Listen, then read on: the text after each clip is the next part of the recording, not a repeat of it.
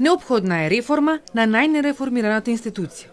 Дали е потребен закон за Уставниот суд и кој се треба да биде уставен судија? Овие дилемица наметна на денешната конференција. Мислењата на фелата се поделени, но председателот на Уставен Костадиновски смета дека е потребен уставен закон, но и потранспарентен избор на уставните судии. Се залагам за закон за уставен суд, но не било каков закон. Значи или со интервенција во уставот да се даде уставен основ за двотретински закон или уставен закон за доконкретизирање на уставните одредби. Тие се тие две можности.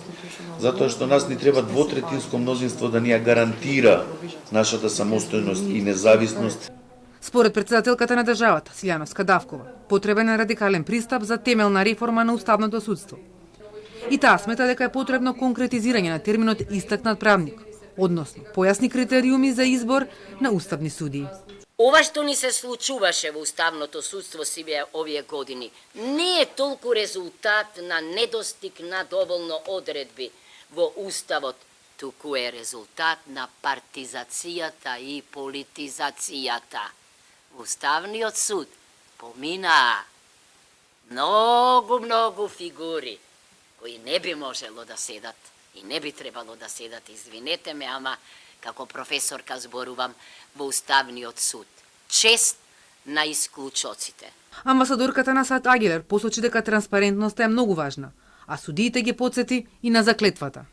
Ве молам, значи искористете го овој момент. Ве молам, запаметете за кого работите и зошто сте поставени тука и ве молам за тие кои што сте судии, запаметете и подсетете се на заклетвата што ја земавте. А за сите судии и обвинители на секаде во судството, значи ви посакувам да ја гледате оваа постапка и се надевам дека ќе има уште многу и дека законите во оваа држава, колку и да се комплицирани, мора и може да работат во полза на граѓаните.